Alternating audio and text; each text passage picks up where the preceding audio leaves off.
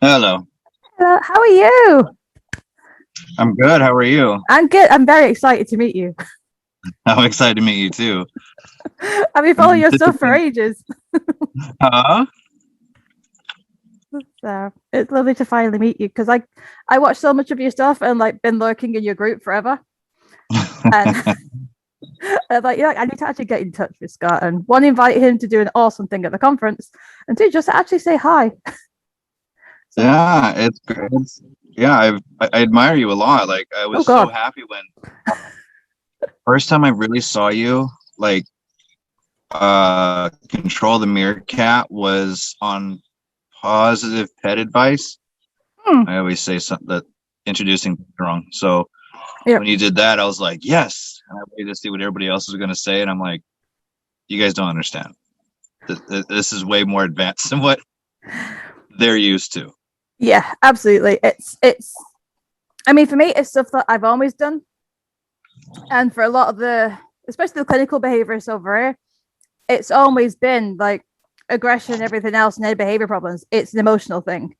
I remember Yeah. at the organization I belonged to, at their 25th anniversary conference, which was about 7 years ago now, I think. The title was Aggression, It's an Emotional Thing. And they were just too forward thinking in like what we do, because like you have to do so much of the ethology stuff and the psychology things to do it. So we've always gone, you have to address the emotions before you can address the behavior. You have to get them emotionally safe. And Right. we're constantly battling so many dog trainers that are just like, no, we can just work the antecedents and then we can change the behavior. We can deal it all with the consequences. I'm like, with a healthy dog and a healthy brain, sometimes, yeah. But like for these ones, there's more to a dog than the consequences. Like, Yes. Yeah, that's always bothered me. And I'm not certified or gone through a higher doggy education of any sort that's outside why of I just like doing you. seminars and stuff. Yeah, but my education is all doggy daycares, Brilliant. open play group doggy daycares, teaching classes. And Yeah, it's like every time we get a dog with an interview that comes in for an interview, they're like, oh, my dog's aggressive, reactive, scared, nervous, shy. You've run the gambit, right? And you got people yeah, coming in with shock collars, prong collars. Well, if they're doing an interview, they don't get to use that stuff. yeah. And so we do the interview with the human, help them feel safe. And we do the interview with the dog, Mhm. let them just smell around everything else. It's a brand new environment. And once they start to show, behaviors that they feel safer, then you can start the real interview process Yeah, not the real interview process, but the process that involves other dogs. yeah, yeah, absolutely. Once they Uh, feel safe, it's like anything. You give me all these problems, and it's like, well, let's stop and observe. yeah, Always since I've been around dogs, always stop and observe. yeah. Just give them those chances to feel Yeah, safe. Um, I yeah. spent 5 years owning and running a daycare in the UK, Oh and no, I love daycares, but yeah, you've got to do it right. But what you said about safety is, I have a wonderful example of a Doberman that used to come to our daycare. She was a chocolate Doberman called Ruby, and within the confines of my daycare, she yeah, was wonderful. She would play with every dog she met. She would love every person, every member of staff, every volunteer. She was wonderful. You met her on the streets, completely different dog. She had been muzzled because she would just freak out at everything on the streets because nothing was safe for her. But she came to our daycare, she came to our puppy classes. So this was an environment that she's only ever known good things in. So right. she was never anxious or high alert enough to do any of these other behaviors. And the owners just couldn't get their heads around why she was just so different. I'm like, it's because she feels safe here. Like nothing bad has ever happened within the confines of this environment. In fact, only ever good things have, because she's either been doing training with you guys and it's all been fun, or she's been playing with us and it's all been fun.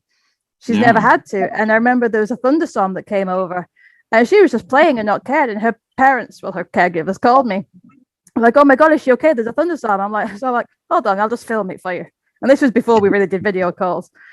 So I just filmed it and sent it to her. And they're like, but she cowers on the sofa. She howls when this happens. Like, why is she not doing this in daycare? And I'm like, because she feels safe. And that was one of the, similar to yourself, it's one of those biggest moments where I'm like, you know what? This safety, this feeling of I'm okay in this place was just so obvious to me back then. And all the extra science degrees and stuff like that on top of it just cemented all of that. But before I'd done all of that, similar to yourself, it's observing and it's seeing. It's like, well, I'm not seeing any of these behaviors in this context. And the only difference is the dogs feel safe. They feel cared for. They feel loved and nurtured. And it's nice to know that you've had that experience as well. Oh, yes. I recommend it to everybody. If you can get on with the daycare, I don't care whether you're learning about dog behavior, whether you're thinking about dog behavior, whether you're a trainer, dog walker. I admire more dog walkers than I do trainers, because dog walkers, we only have them for an hour or whatever. The dog walker is their business. They say they want to do, like, maybe they'll do an all-day daycare. I know some that do that, and I know some that only pick up, like mine, I can only pick up for an hour. Yeah. I had an hour to pick them up and drop them off. Oh, wow. The reactive ones. So I was like, great. I have to find a safe place from everybody else. And of course, the only places are the dog-friendly ones, where it's safe to you're not going to get in trouble for taking a dog. Yeah. So like, okay, I got to work through those. And yeah, it's once they feel safe, they look at other dogs and go, I'm good. Let's go play. Yeah. Because there's so many times where I'll see a client and they're like, well, they seem fine with the dog walker. And I'm like, okay, what's your dog walker doing different? we're obsessed in different ways. Yeah, like I think there's a few trainers in the UK. I don't know if it's the same in the States, but a lot of us start off as dog walkers. So we start off as dog walkers and pet sitters, and then we get into training and kind of move through the way. But that time of doing dog walking and working in rescue kennels, just being hands-on with the dogs, seeing them interact with each other, find out why they're doing it. And in the daycare, one of my favorite things to do was to watch and observe and see if I could predict what was going to happen next. So like when they're playing games of tuggy or when they're running around trying to go, okay, are they going to growl next? Are they going to hit the floor? Are they going to let go? Are they going to, is this dog? Yeah. And one of my dogs was one of like the police type dogs where when the dogs would get a bit too rough with the tuggy, she'd just run in and push them over. And I'd be like, what is it that she's seeing that makes her decide, okay, this is the point where we have to cut it off? And it was just watching those dogs' behavior and seeing how they interacted and managed themselves. It was just the best learning experience for me. So I would highly recommend that anyone wanting to do dog behavior just goes to a daycare and asks if they can just observe. Just watch the dogs. Go to a dog park and just watch them. Go to a dog park with no dog and stay outside the fence. Because you can't go in. All those red flags are going to go off in your head. Oh my God. And you're going to see all the dumb behavior that everybody says don't go to dog parks for because the owners, the dogs running no control. And I'm like, just watch the dogs. How many times they go to the owner? How many times they use a water bucket for a break? How many times they lay under a bench? How many times they decide to stop and dig all of a sudden and then go back and play? Yeah. How many times they self-regulate? Yeah. Like, it's amazing. Just, there's a lot of times that dogs shouldn't be in there. It goes almost anywhere, but it's like 99% of the time, 95% of the time, it is completely okay. Yeah.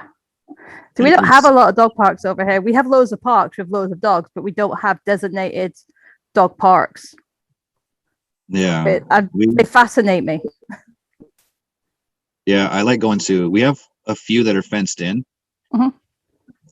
And some of them are like, it's just too small to take any dog. Like they run for like 5 seconds and they have nowhere to go. So it's like there's never, if you start getting that momentum going, you have to stop. So it's like I won't take a dog there, but it's fun going to the off-leash areas because nobody goes. Yeah. And it's like those are the best ones. Because you especially for socially distancing, because then nobody's around. It makes it easier for you. And I'm not loving the pandemic, that's the wrong phrase to use, but the way that the human behavior has changed is because we're keeping our distance now. Yeah, the dogs aren't as threatened. Like they're not coming up and touching people's dogs. Everyone's keeping their dogs away from each other for their own safety. And so many of the dogs are like going, phew, like I don't have to worry about these people running into my face or coming up and touching me anymore, especially for puppies. Like puppies can actually explore and have that freedom without these giant hands just coming and grabbing them. Oh yes, I take full advantage of that social distancing. And even with mine, people either they love your pit bulls or they hate your pit bulls. And I've got two of them. And if I turn around, because we're outside, Bell's off leash and Blue's, his leash is actually dragged around my chair. Yeah. Actually it's right behind me now. So they don't go far, but just in case. Yeah. Yeah, there's no reason not to take full advantage of it. And this is what people wanted pre-pandemic anyways. Oh, I need my space. I need I need some me time. I need to walk away. I need to do this. Da, da, da, da, da. It's like you have it. Yeah. You have everything you want pre-pandemic. Yeah, but it's not under their control. It's not their choice to have it. So they don't want it because they didn't choose it. No, exactly. Exactly. That's the biggest thing I see with people. They're like, oh, I've always wanted to work from home. I've always wanted to do this and start this new hobby and stuff. And I'm like, but you've got this stuff that you can do now. They're like, yeah, but I wanted to do it on my time. And I'm like, see, choice and control make a huge difference. Yeah. Like, just because you're offering these things doesn't, like, you don't always want to do it unless you choose to. I find the similar thing with dogs is you can give them all the help in the world, but sometimes allowing them to make the choice for themselves that they want to help themselves. Yeah, that's even more reinforcing and powerful for the dogs. And I don't think they're given enough credit in that area. We know, and that's the other thing I try and tell people too. It's like, yeah, you can do anything you want to make a dog feel safe, but until they feel it, you're playing catch up, and all you can do, the best thing you can do is just stop and observe. And I mean, that's not the best thing you do or like the only option. There's so many different options, but for a minute, it's like, that you get a friend that needs help. You don't insert yourself.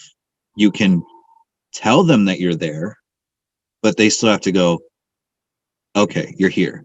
You know what I mean?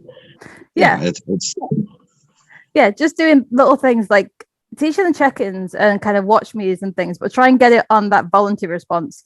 So rather than nagging the dog the whole time and feeding them, it's how often do they look at you on a walk? Like, that'll tell you a huge difference. Yes. And get them to be able to look at something they're unsure of and just watch it with them and wait for them to kind of go, am I safe? And you can go, yeah, you are. They're like, okay, I'm just going to sit and watch it with you. Like, so few people just sit and watch things with their dogs and allow them to just be exposed to that things at a safe distance and just be able to watch and go, I am safe. I've got mum. Everything's okay. I don't have to be in training mode right now. I don't have to be doing the particular exercises. We can just be in the moment and just feel calm and safe. Yeah, that's the thing. It's like it goes both ways. If you're anticipating, and the dog's already anticipating, and then once your dog's anticipating, what are you going to do? Are we going to go into training mode? Are you going to make me pull back? Are you going to tell me not to do this while there's a trigger in front of me, or a stressor, or just something I'm not sure of, or something that excites me? Yeah, that's all compounding stress. And the dog's using, instead of just looking at something and then listening for it and then smelling for it while they see something, gathering all that information, they're using their ears and their body, their touch to wait for you to do something while they're gathering the information in front of them. That's just, it's like, I know somebody's attached to me and I'm waiting for them to say something. Is it going to match what I actually have to do? Yeah. And that causes stress in itself. And it's always, and the beauty of dogs is they always find a way to de-stress. If you give them that time, they will, I think, unless they've got any like severe sort of trauma stopping them, they'll always want to reset.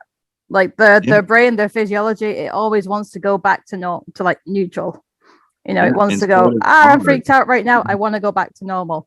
And they'll do that through sniffing or chewing or digging or whatever thing helps them do it. But that's their desire. They want to get out of that feeling of not so nice as fast as possible.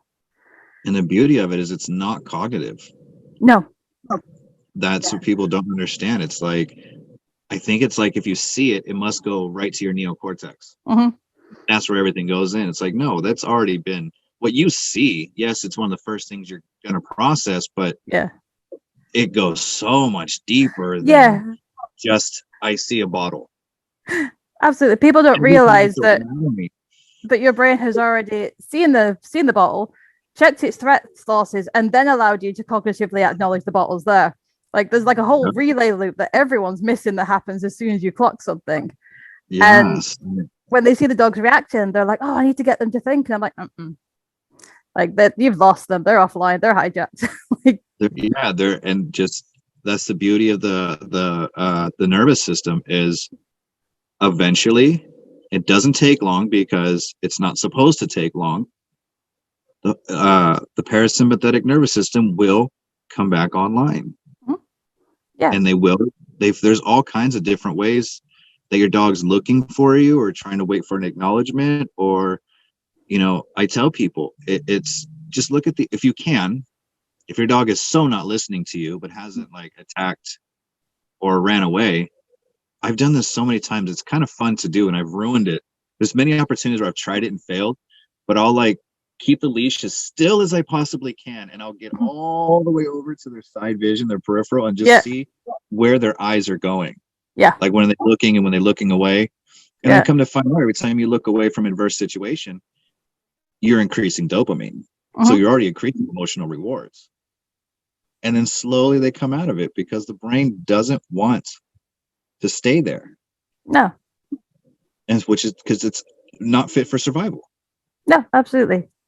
It's like the only time I would say that that's faulty is, as I mentioned, you're the dogs that have some really bad trauma, because sometimes the brain is just constantly in that state, and you've got to work on an even deeper level with those animals to get their brains to a state where they're starting to act back normal again. Those are some of my favorite ones. Just like it's because then you actually get to really see when they start to when that breakthrough happens. You see just their world open up. Yeah. And when they explore something. Go on. Yeah. And they totally like, I will anthropomorphize just because it's easier. I do have PTSD. Yeah. And I'd rather assume why not. I'm not going to say, oh, look, my dog is totally happy and dressed and they look like a little doll, but science is showing I tell people, if you don't believe in what I do or what, effective dog behavior, if you don't believe in neuroscience, just take a brain scan that's readily available online. Take where they slice a human brain in half and a dog brain in half and look at the moving parts. Yeah. Like we have the same thing. Then look at a bird. We have the same parts. Some things are more enhanced, but we have the same moving parts. Yeah, like they're all moving, but I know what you mean. Like we have the same sensors. The way that it works is slightly different on different species, but especially on that kind of base on like the midbrain level, like we all have those things. They all react in the same way because that's just evolution. Like that's just brought us through. We all respond like that. How we interpret it, that's the bit that I will always argue is that where the difference is. Like as humans, we've got a bigger prefrontal cortex. We're able to go, oh, okay, I'm feeling this way because of this thing that happened to me this year, and this particular color reminds me of that event. That's why I freak out every time I see the color yellow or whenever I smell a daffodil or whatever it is. As far as we know, the dogs can't do that, but they're freaking out at these particular things. They can still do it. And like yourself, people that have PTSD or those kinds of trauma disorders, we can emphasize greatly with them that when we have those moments where you get a flashback, where you get over emotional, when something just hits you out of nowhere, you're like, oh man, I get what you mean, buddy. Come on, let's go and like do the doggy version of just wrapping yourself up in a blanket and having a cup of tea. If you're English anyway. No, you're absolutely, because that's the beauty of, but it doesn't happen during, it happens after. Like we're not thinking, I need to go get my blanket or my tea. No. We're experiencing it because whatever. Yeah. And then afterwards we're like, we can think this is going to help me through it. Yeah. But dogs are more likely to either try to find you or they've already tried to find you and we failed. Yeah. Just by slight, subtle behaviors that we're always going to miss. Yeah. Or right afterwards. And you're going to know exactly what the dog needed. And a lot of times it's like, oh crap, we're going nowhere. I will pick you up and we will go into somebody else's garage or they're behind their garbage cans.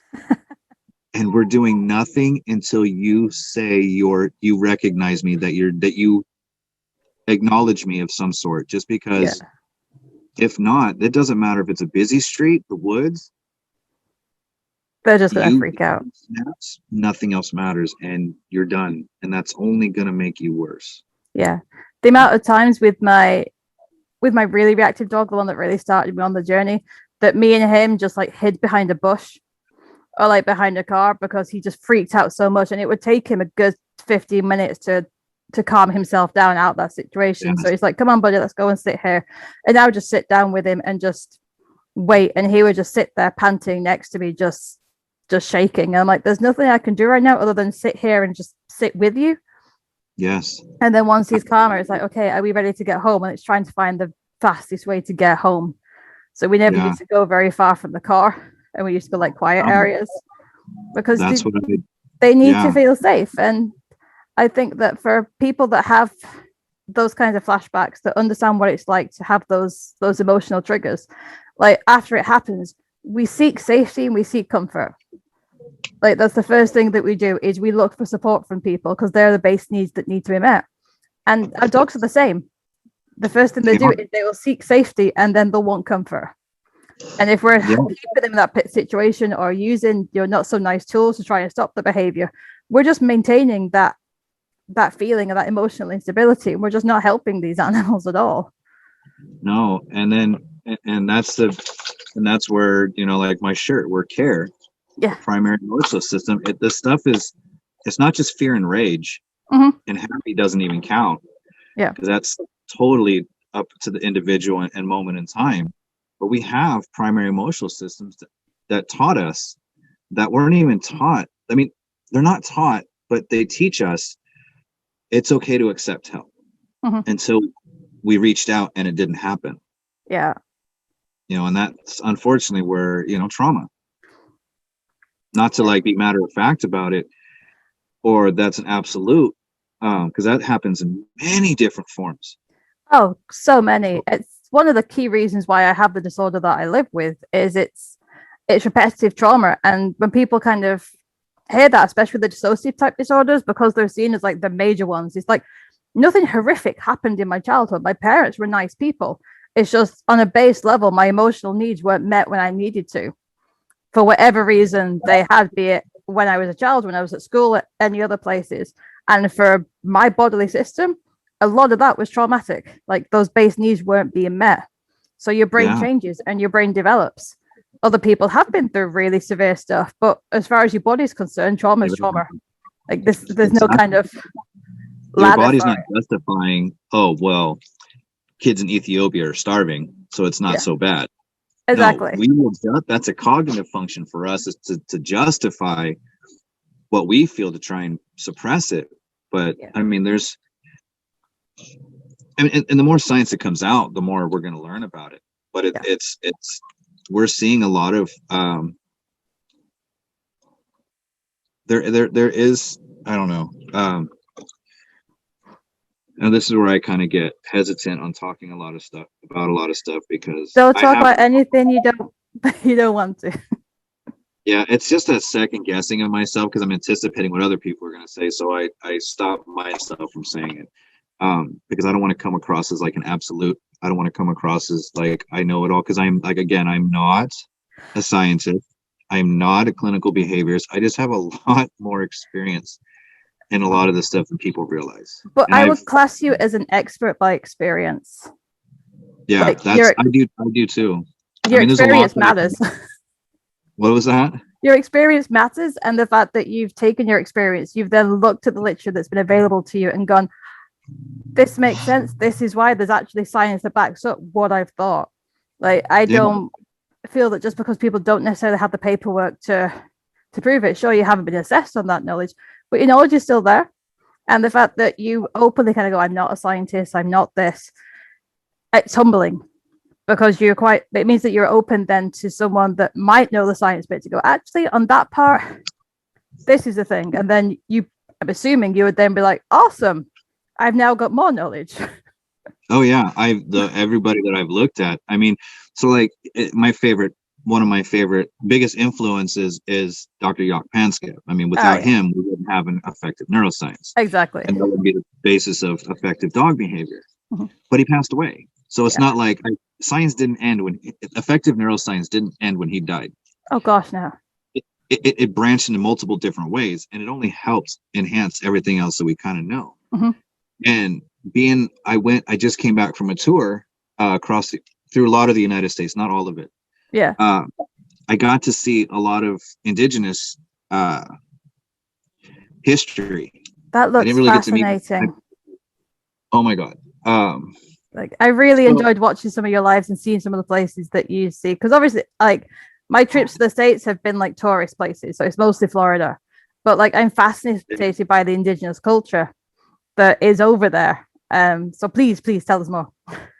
yeah, so okay, so this is Geronimo, who created like 7 cities here in the Southwest, Arizona, New Mexico, possibly Nevada. I didn't go to all of them, but pretty much every fort in America was created because of the Indian Wars. And I say that only because that's how it's labeled.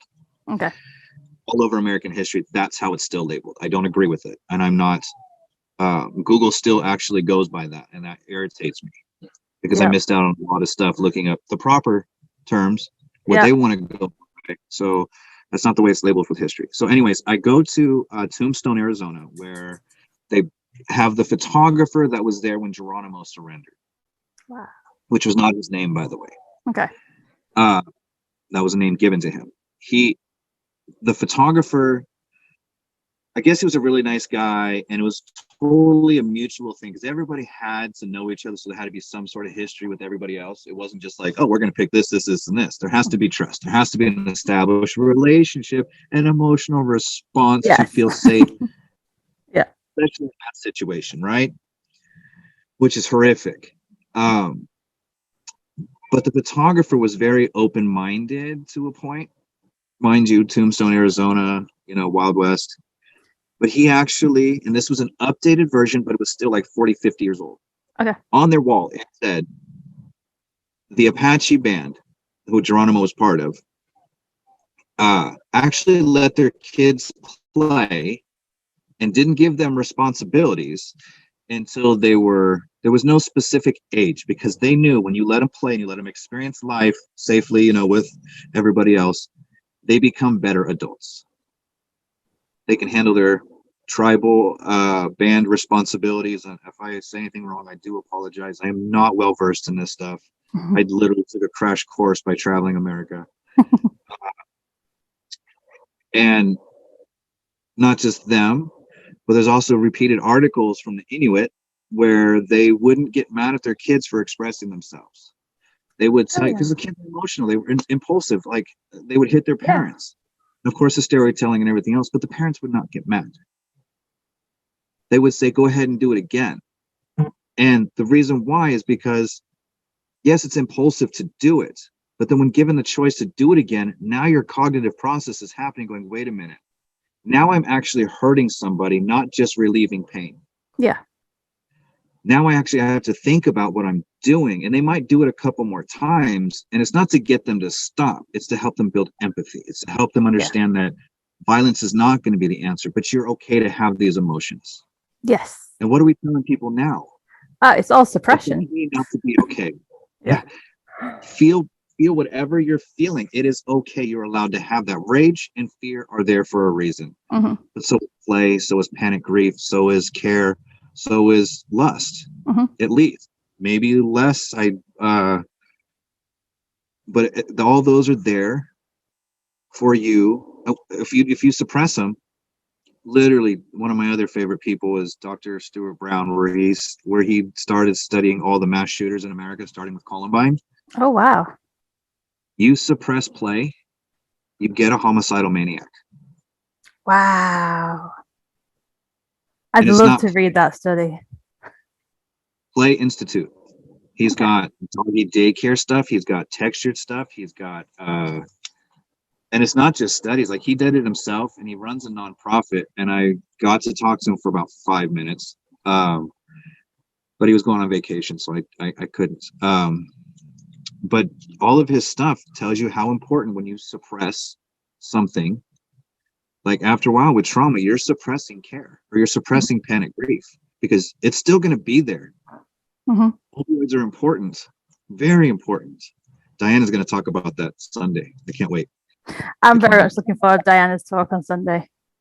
I haven't even heard it, and she wants me to join her. I'm like, so that means I have to sit here and shut up? Are you nuts? but it's yeah, Dr. Stuart Brown with the Play Institute discussed literally if you don't let kids play, and it's that whole song. I don't know if you heard the song "Cats in the Cradle," where it's like, "Hey, come play with me." No, we'll wait till later. No, play with me. We'll wait till later. Eventually, then the dad goes, "Hey, come play with me." He's like, "No, wait till later." So it's not just generational thing where you teach somebody that it's not okay to express yourself or interact, but every single time it was about a depressive state that happens. Yeah. And that depressive state is meant for you to stop and ask a different way or still try and reach out. Yeah. But if you don't, that happens too many times, that's trauma. Because now you're rewiring your brain to get that need met. Yeah. And you're learning that it's not being met by the people that it's supposed to be met. So then your lack of faith that goes everywhere else, and it sticks with you. Yeah. Yeah. And wherever you're going to get that need met, doesn't matter how good of a feeling it is or how horrible it is for you. If it works, it's going to stick. Yeah. That's fascinating. Excuse me. It's okay. Because all this stuff is. Go ahead. Sorry. I was going to say, it's the play side. If there's dead space, I'll take it. There's a delay, isn't there, between I was doing a podcast yesterday for Bark from the Bookshelf. I'm not sure if you heard of it. Yes, I was going to click on that. I need to click on that. And one of the things we were talking, I'm more likely to watch or listen. Thank you. We were discussing a little bit how important play is for dogs that have had kind of trauma, ones that have been really, really suppressed, because you won't play unless you feel safe.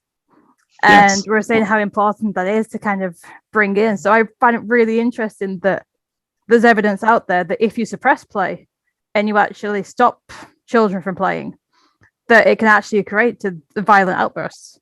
And you do have this kind of stuff. But anything where you suppress it, it's going to come back in a different way. I had a lovely conversation with a client earlier today whose dog howls in the night. And it's disgusting. It's a dog that's howling because it needs companionship. He's worried about something. They've had a house move. He doesn't want to be on his own. And the gentleman had got to the point where he'd been told to kind of, every time he does it, go downstairs, shout no at the dog, or like grab them and roll them over, make him quiet, go back upstairs. And that was working. It will work. And I'm like, yeah, absolutely, that will work. And we had a wonderful discussion where we're just explaining that the reason it's working is that we're suppressing that anxiety emotional state, which means that it's going to come out in a different area. So yeah, you might be able to sleep after you've done that, but your dog's still suffering. Like your dog's still in that anxious, worried state. He's now just not telling you about it. It's like, so even though you think that you fixed the problem, like it's still there. It's going to come somewhere else. And later on in the consult, what I found was wonderful is he paused for a moment and he saw like a light bulb go off and he's like, just going back to what you said about it coming out elsewhere. I was like, yeah. He's like, I've noticed recently that he's starting to get nervous around strangers. He's like, do you think the two are linked? And I'm like, yeah. Like if he's starting to break down that trust and bond with you, it's going to affect his bond with people that he doesn't met. And he's going to know. We have such a wonderful discussion about treating the emotion before we focus on stopping the behavior or changing the emotion. It's like, okay. So we managed to convince them to take the dog upstairs and to have him in the room. So they get to sleep together. So the dog gets that comfort. And like, once your dog feels safe and confident, then we can discuss them sleeping back downstairs. And your dog will most likely be okay sleeping downstairs because they feel confident. They know that you're going to be there. They don't have to worry. I'm secretly hoping that they're just going to go, let the dog sleep with us for the rest of its life. But each to their own. I'm a sucker for dogs. Right. I sleep on my bed. Like I adore dogs. Fine, it's just easier. Just stay with us. Yeah, like they want to be with us. They like it. And it's when you've got those dogs that are nice and confident. And this dog was such a lovely dog. And during the day, he had so much kind of confidence. He didn't need to be near them. He would wander off into the garden on his own. He would sleep on a chair. He knew that he was fine during the day. It was only at night where he knew that emotional need wasn't going to be met that would start to work up. You know what? You can take it even deeper than that. So I was thinking about this, and I'm working with a puppy that's starting to get a little separation anxiety. We found a few other little things, but also like the moment your dog sees you after a depressive state or howling or anything like that, oxytocin's released. They're happy because they had low opioids, right? Endogenous opioids, endorphins. And then once they see you out of that depressive state, it's like anytime you see somebody, you're missing your spouse, and they come in the room, no matter how upset they are, whether it's you or somebody else, you had a moment of elation and satisfaction with that person coming in. Yeah. Then they treat, so like you're already in a kind of a high. Oh yeah, you get so many feel-good chemicals. And then you get punished. Yeah. So you get that high. And that's the other thing I see with puppies and play is you get a puppy that's really annoying, and that, let's just say an older dog pins the crap out of that puppy. No fight or no bites, no no holes, looks horrible, sounds horrible. Puppy can't move. So there's no fight and there's no flight in the dog, right? It's basically all freeze, which I really hate saying, but I call it a pause. And then the older dog walks away and is happy. Great. He's going to go back to his owners. I know that. I don't care. All of a sudden, the puppy gets up screaming and runs to the fence, pissing all over the place. As soon as you go to comfort it, it's so happy again. It goes from that fear to panic grief. And then the moment it's with you, it's so happy that it's just releasing pee all over itself again. Yeah. And that's the other part. That's the traumatizing part with puppies is you go from I'm happy, because we know play is like the brain's lighting up like a Christmas tree, words from Dr. Jock Panskep. And then all of a sudden somebody attacks you and you can't fight, you can't flight, you're not supposed to die. You're not being killed. You fully realize that your brain's automatically rewiring itself. Yeah. And then as soon as you get up, you're going into fear. And then you're got to go into panic grief because you need help. You want emotional safety. So I'll go to those puppies and they're like all happy. And of course I got piss all over me now. And I immediately get the owners to come over so the puppy can go trauma bond with the humans. Because if they're left to fend for themselves, you're going to see as soon as they try to get into that play mode again, they freak out. Yeah. I was going to say that sounds just like trauma bonding.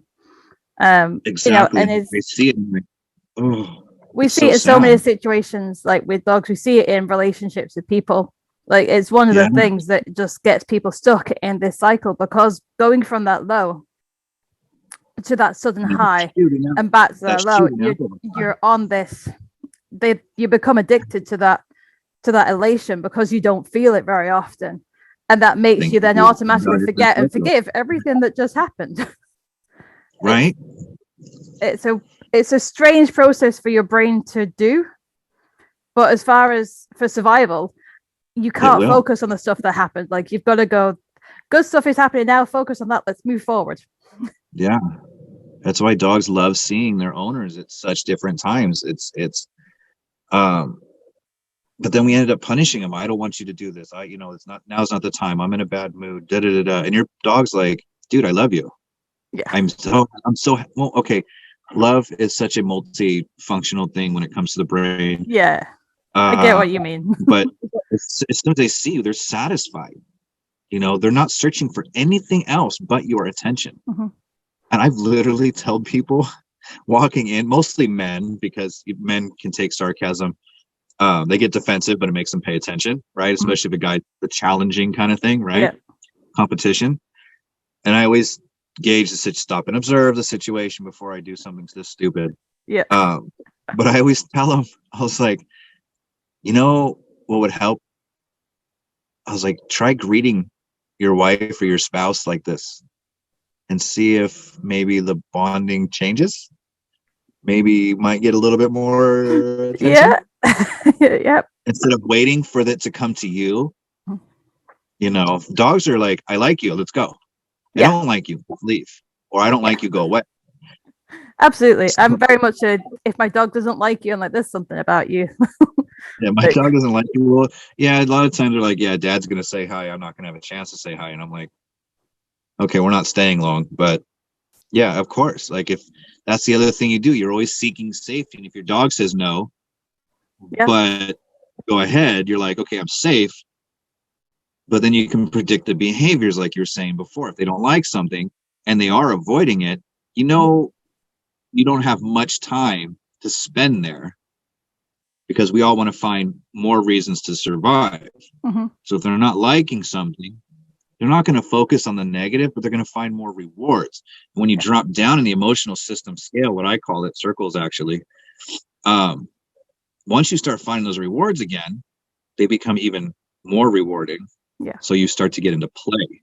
Yeah. And you get your de-stress. If I don't like this and it stressed me out, excuse me, and if I'm with a friend, I'm more likely to play with you, play tug, chew on a leash, dig somewhere, show you annoying behavior, which means they want to be social.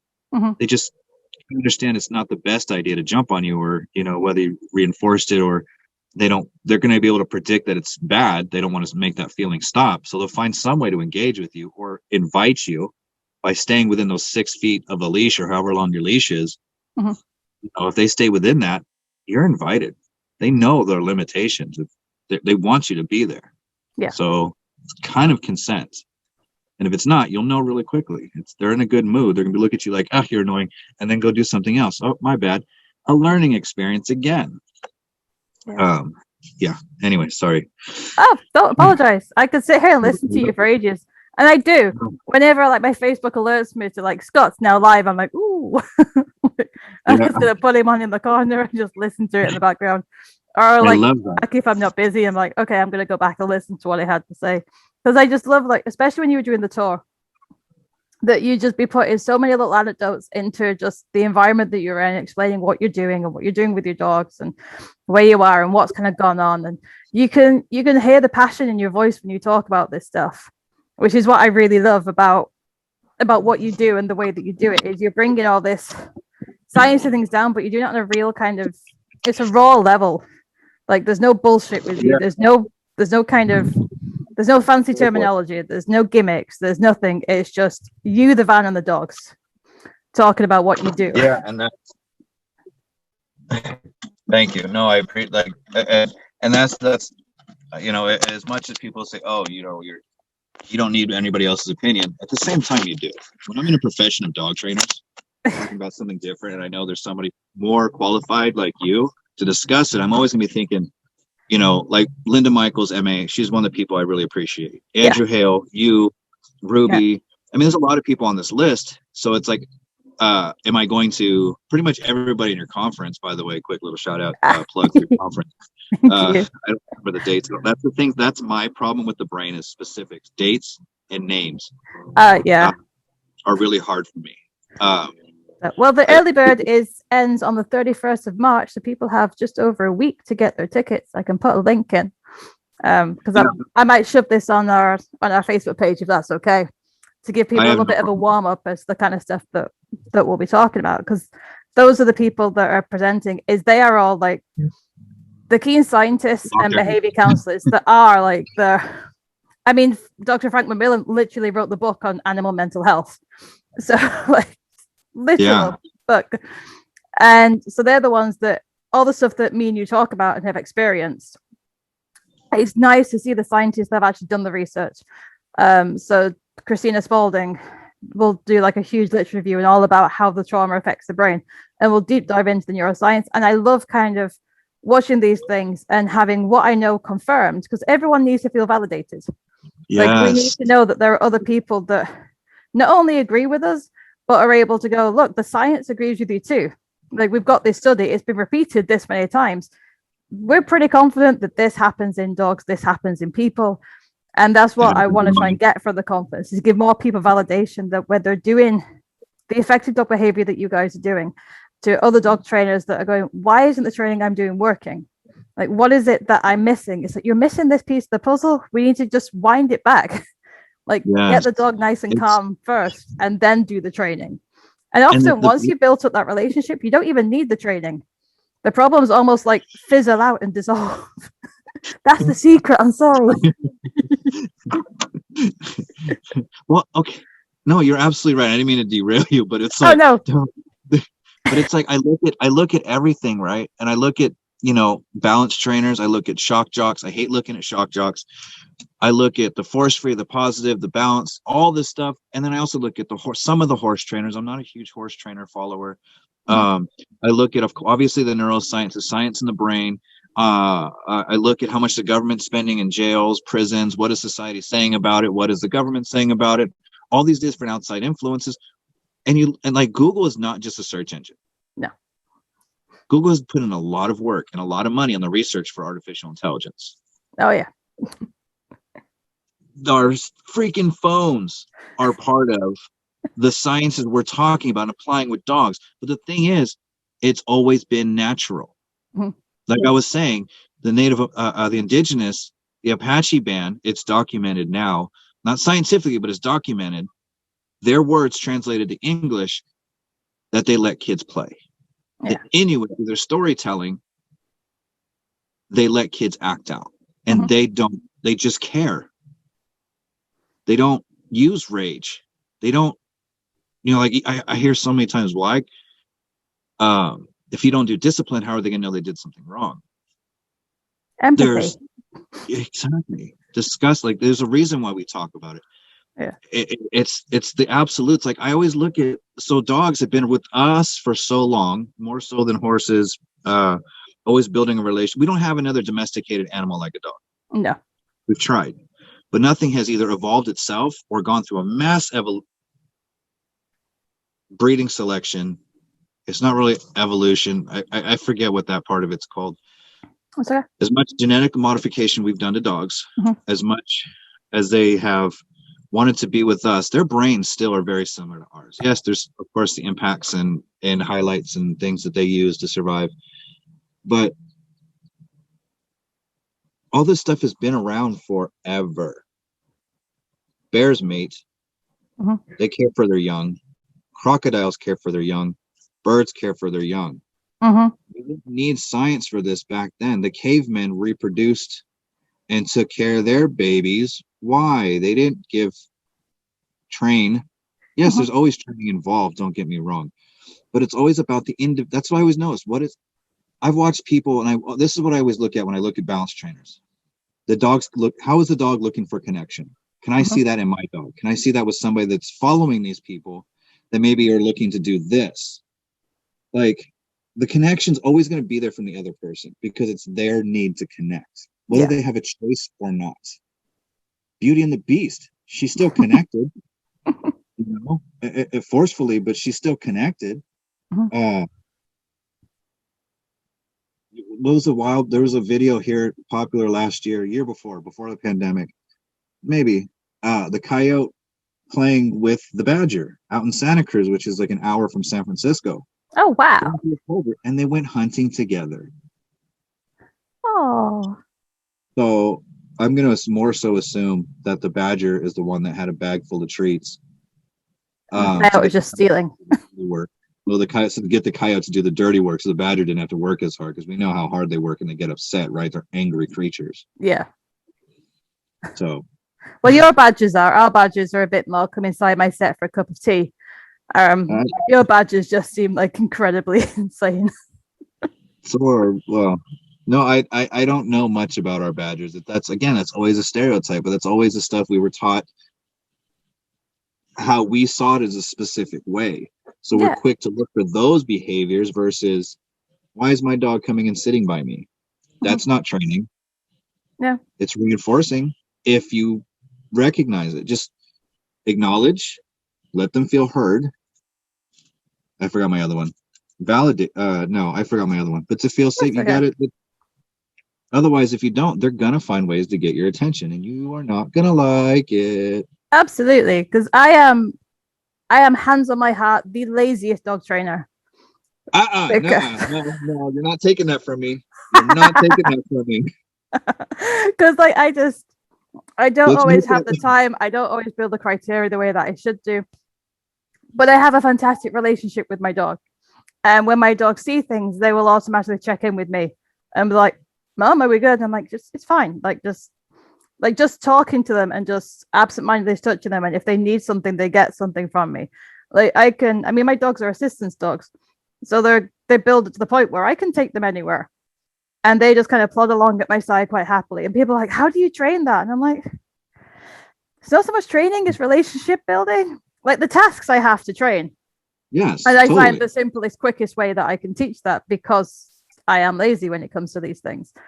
But the whole taking them in different places, to me, that comes from making sure that we have a really good bond. So when my dogs don't feel safe and they're startled by something, that they go, oh my gosh, that's really scary. Mum, am I okay? And I'm like, you're fine. And they're like, okay, Mum's not worried. I'm not worried. And that takes time. Like, it doesn't just happen because like I've cuddled them a lot as a puppy. It takes like a good few months, good few years to get them to a point where I was recently with my dog, and we passed some tree surgeons. So we had men in high vis in trees with chainsaws. And he was like, he's never seen that before, and was like, and you could see like his mouth kind of like puffing up, like he wanted to do something but didn't know what to do. And he like looked at me, and I'm like, it's fine, come on, let's just move back a little bit and just watch them, just see. And he's like, and you can see him just go, this is really weird but not scary. There for a few minutes he's like, oh okay, there's gonna be people in the trees for a while, and then was just okay. Like I didn't have to get my feet stabs, I didn't have to teach him anything in particular. It was just a take the time, we'll increase the distance, just take the time that you need to let me know that you're okay, and we won't go any forward until you're okay. Because I reliably do that, he knows that whenever he's unsure about something, that I'm not going to take him in that situation until he lets me know that he's ready to move forward. And if he's not, then I just don't go in that situation. And that slight little pause that he does. Oh, you're upset, I might lose you. Okay, I got you. Let's back up. Okay, good idea. Because everything's aroused, gathering as loud as it is. My mom just had a bunch of trees cut down. I'm trying to use that for an example, but there's no chainsaws here. But they're already, the hearing is overwhelming. It's very arousing or stimulating or annoying, whatever. But that doesn't mean that's the only body part or the only senses of only of the senses that works. Absolutely. The smell that must come off the wood from the chainsaws, like that has to create some smell of burning. Like, so the sight of stuff, what is hearing. The whirring of the chainsaw itself. Like if you really listen to that stuff, it's actually higher pitched than what we first perceive it to be. Like even skateboards and vacuums, like I sat and listened. I'm working a doggy daycare, we had a vacuum a lot. We always put the dogs away, but then you start to listen to somebody else use the vacuum, and it's like it actually sounds a lot louder. And of course we're not going to hear the same way dogs do, but you start to hear a different type of whine on the bearings and the bushings to make that stuff happen. I'm like, if that's what I hear, it's like, imagine what they hear. And it's once you start to, it's like when you're with anybody, like if we hung out long enough, I would start to find more things that might be annoying or triggering to you, or things that you would like, and I would try to, I wouldn't go out of my way per se to like try and make it happen, because then if you put too much focus on it, it's just not going to go right. It becomes selfish. But I would start, if something was triggering to you and I didn't understand what it was, I would stop and observe and start really trying to listen, because I wouldn't get triggered by that as much. So I would try and put myself in your situation a little bit and go, I think I can figure it out. Because we still want to put ourselves in those situations and go, oh, this is why it possibly hurts this person or this individual. Not just like, oh, it's a tree, let's leave. It might not be the chainsaw, it might be the guy, the stupid beeping. Or it could be the smell of the oil, or some other kind of visual cue that you've got there. When people have difficulties in situations, you're like, okay, you can't cope in this situation, but what is it about the situation that bothers you? How can I make that situation easier for you to deal with? If I can start to predict these things, you could then help that person by building that predictability, or going, you know what, this is the bit that's difficult for you, so let's work on these bits. Or I can guide you around this, or I can give you a trigger warning, and I can let you know I've seen something that's most likely going to trigger something within you. We can't avoid it. Prepare yourself, kind of thing. But that's that, and the brain has little tiny piece of your brain, I forget what it's called, that is designed for conflict resolution. Small but very powerful piece. So like if something happens, it is stressful, stimulating, arousing, whatever you want to call it. changing my mindset on this about stress, because I'd rather use arousal or stimulating. But then that's still, it's not. Anyways, but it's if something bothers you, your brain is trying to make it not beneficial to you, but trying to find a positive through that situation, so to speak. Yeah, it'll try and find a way to protect you. Yeah, protect you. And then, like I said, like if you're staring at something adversive, and Professor Andrew Huberman talks about this, like you could be staring at something, and the moment you take a glance off to the side, you're releasing more dopamine. So it's the more you get of that, even if you look right back at that stressful thing, that adverse thing, and look away, that's more dopamine, so your brain's gonna be like, let's look away, let's listen for other parts of the environment that might be rewarding. Hopefully there's not a lot of other triggers coming up. Yeah. Let's start to feel for more things that are rewarding. Okay, the temperature's nice and warm.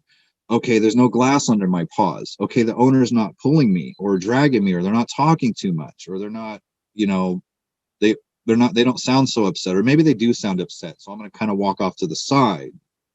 Then I can calm myself down. Yeah. I fully believe the behaviors we see are not for anybody else unless they want to read them.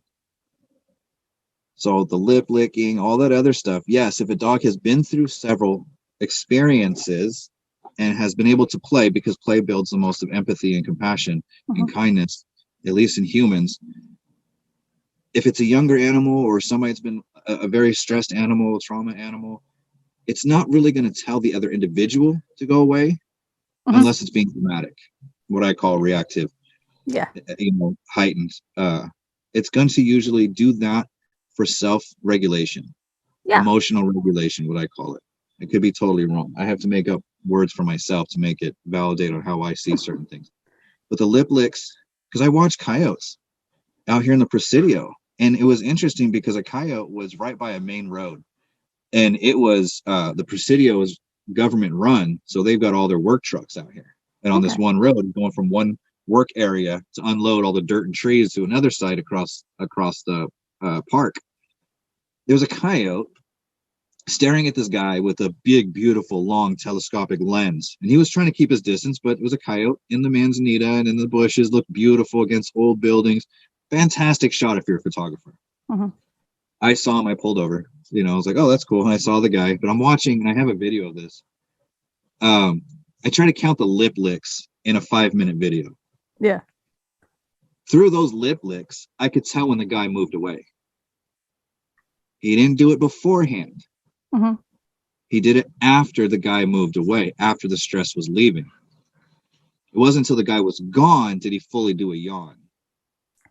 I do find that in a lot of dogs, the yawn's almost like a relief thing, that they try and do it like to calm themselves down, or like the stress has passed, so they're like, phew, and they have to do like a big yawn. But I agree with that. I find a lot of the nose lips, the lip licks, they're unconscious behaviors a lot of the time.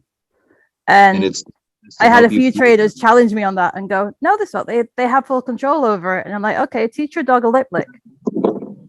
Like, teach them to consciously lick their nose. And anyone watching, teach it to your dog. Because when they lick their nose, whether they're anticipating food or anything else, they don't consciously know that they do it. Because when you mark and reward that, they're like, what did I do? They have no idea. Same thing with a tail wag, teaching your dog. Have you ever taught your dog to wag its tail on cue? No, and that's one thing I want to take more of your courses on, is because you say, and this is where we kind of disagree. Well, no, it is. We do disagree. Okay. I don't feel that you can do a shake off, mark a shake off. But the more I'm understanding, so don't get mad yet. I don't get mad. It's impossible to make me mad. We'll come to the conflict resolution on this one, I promise. But the more you talk about it, but again, this is my conflict resolution. I was like, I see the shake off, and the point where my discovery of everything, of how this happens, is the shake off is also part of, the sooner you get a shake off, the more resilience your dog is getting, because it's actually got more oxytocin in their system that's attached to the heart from that stress. So, that's another thing Diana will talk about too. Brilliant. But so seeing that stuff, and it's like, maybe I'm just not looking at it, because I always show the appreciation, good shake off, acknowledge, because now we can be I see a shake off, it makes me feel better because I know my dog got through that stressful situation safely because we're all still alive, and the shake off happened. So the parasympathetic nervous system kicked in and was able to take control. Now we can follow that lead. Sorry, there's a bug, flying bug. Okay. Take that lead and move on to more positive stuff. Maybe get water, go for a little bit of a walk, sniffari, whatever they call it. Yeah. I just can't say that name properly, and I might have said it right. I don't know. Anyways, but the more I'm learning about it, I am very interested in the shake off, marking and teaching that lip lick and that shake off. And I like the fact you said, again, it's an aha moment, which is very important for your brain too, because that means you're actually going to use the information you heard or pertain that you absorbed. So like when you said, it's even when you mark it, it's still a subconscious behavior, but you kind of acknowledged it, that happened, and you did something about it. So you took it from, I'm assuming right now, you took it from that being a subconscious thing. So when it actually happens, you're making it an aha moment for them where they want to do it and they realize, oh, it does mean something. Yeah. So it's like we already fidget when we're upset because of adrenaline. We do Absolutely. certain things. So when we start knowing, hey, your hands are moving. So I do it. So this is my aha moment. I teach the hand brain from Dr. Dan Siegel, right? Your brain, your limbic system, your neocortex. And if you feel upset, for kids especially, this is where he really teaches it as kids, because we're emotional creatures until the age of like 25, about 20, 25, depending on experience and stuff. Little kids, if they feel upset because they're so emotional, because they're already moving, you teach them, one, you're teaching them about their brain, how it works. And then two, you can say, Sammy, let's say I named it Sammy, my hand Sammy, I put little googly eyes here. Sammy is going to get upset. They're going to flip their lid, meaning they're going to be emotional. So it helps us go, I see that happening. Now we can do something about it, because we're always doing those behaviors. So it's almost like if I see somebody upset, I'm not going to run away. I'm more likely to do what I can to help you feel safe. So if I see a dog that looks upset, or I kind of think if a dog sees another dog get upset, they're going to be more empathetic to give them a little bit of space so they can continue interacting. Then through that stress, you kind of bond because somebody gave you the space and acknowledged, even if it's just eye contact, like, I see you. Let you do what you have to do. And I think that's where the body language comes in. It's selfish so others can possibly help. And if a dog's angry, nobody wants to be around that. But if a dog's not getting its needs met and kind of needs a little bit of space, they kind of hang out near that other dog. Or I'll say, you know what, leave them alone. Because if dog's turned away, all right, you can leave them alone. They give them a couple minutes at least. Then you can go say hi. You know what I mean? Depending on, like in the daycare situations. Because you may get one dog away, doesn't mean he's not going to go sit with another 5 other dogs that, you know. No, and I love it in daycare how you can tell the dogs that have had experience around dogs that display these behaviors, because they'll start to see them and they start to understand that these mean that the dog is getting upset. And then you've got the other ones that just pile in with their noses and they're sniffing them so much, going, oh my God, what's wrong with you? You're doing this weird thing. And the poor dog's going, go away from me. I swear that because all the kind of subconscious behaviors that they're doing, like they're releasing different chemicals, so they're going to smell different to the dogs.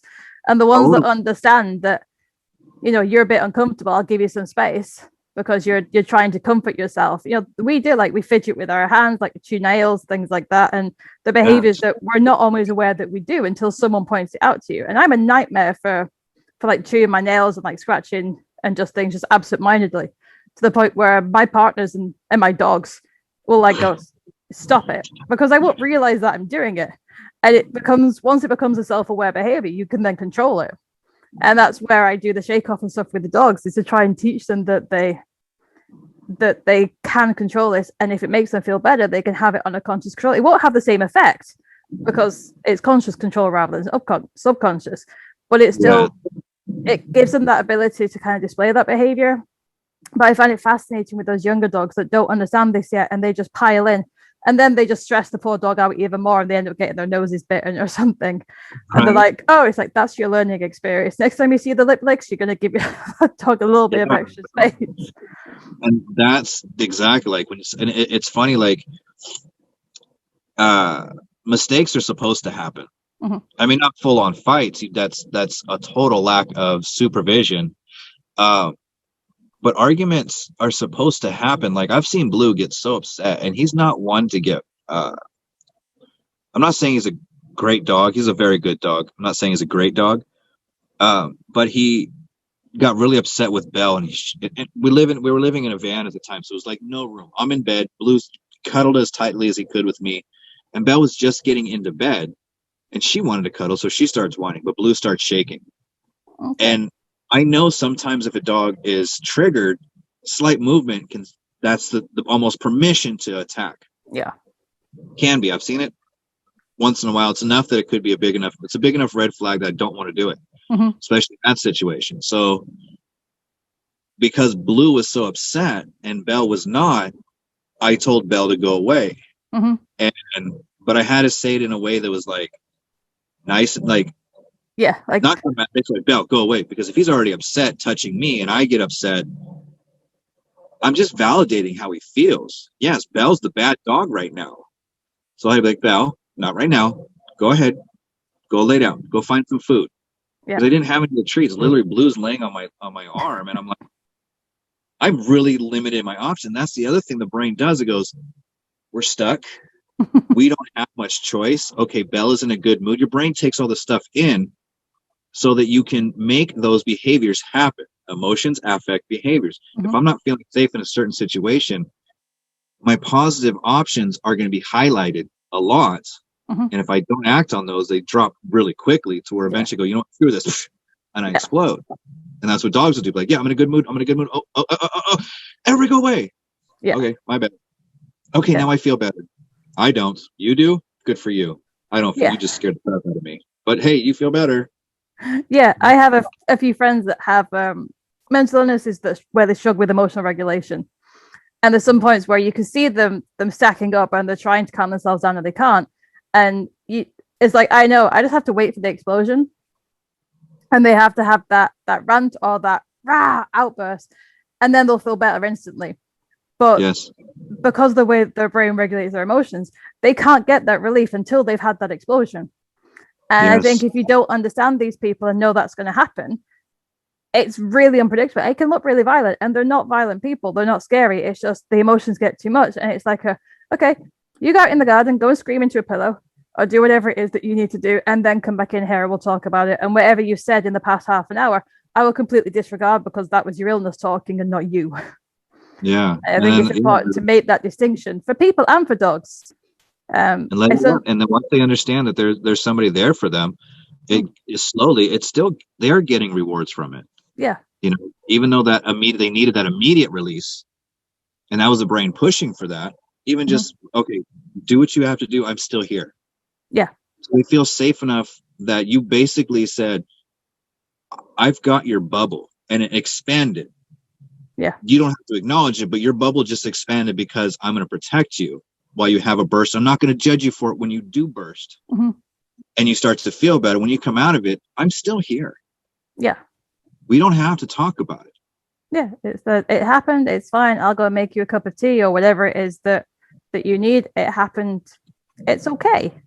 You know, sometimes people just need that validation that the way they react to things, that sometimes it's okay, because we can't all control the way we react to situations, just like our dogs. I don't think we give our dogs the benefit of the doubt in those situations. It's like they're not choosing to do this the same way that a lot of people that have these kinds of emotional regulation disorders, I don't like calling them disorders, it's just your defense mechanisms. It's how they work.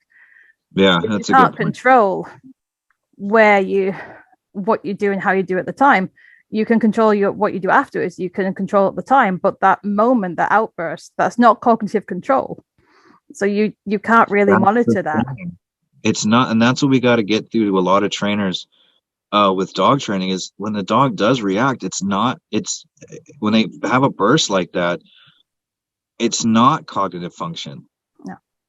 It's emotional. It's their way of saying, enough. It's no different than you like you can say Monday through Friday I'm going to be in work mode, but Friday night I'm getting drunk as a skunk.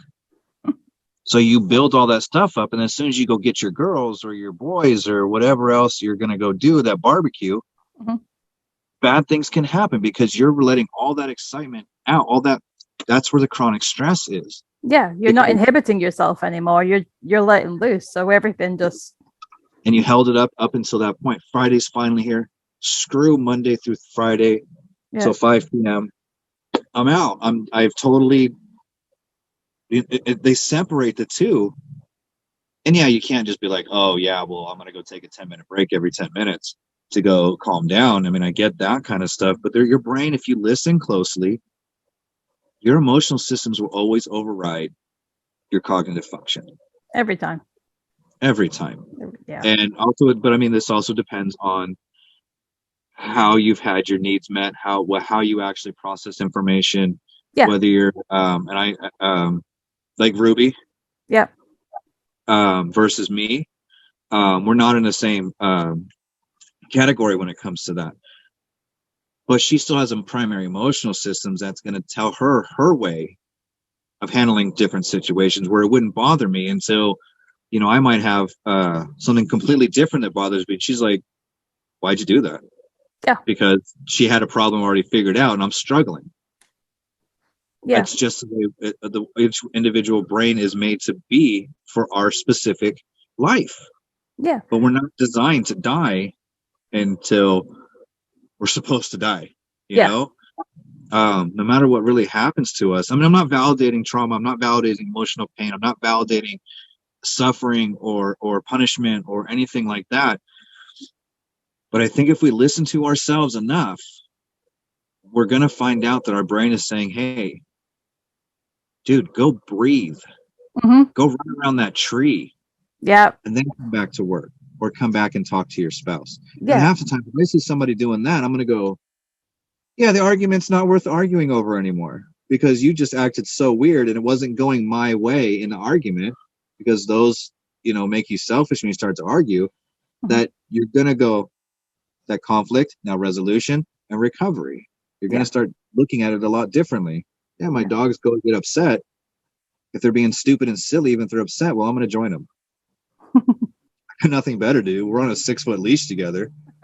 We're safe. I've already recognized that we're safe. They don't know that, so I'm going to join them so they know they're doing it with somebody.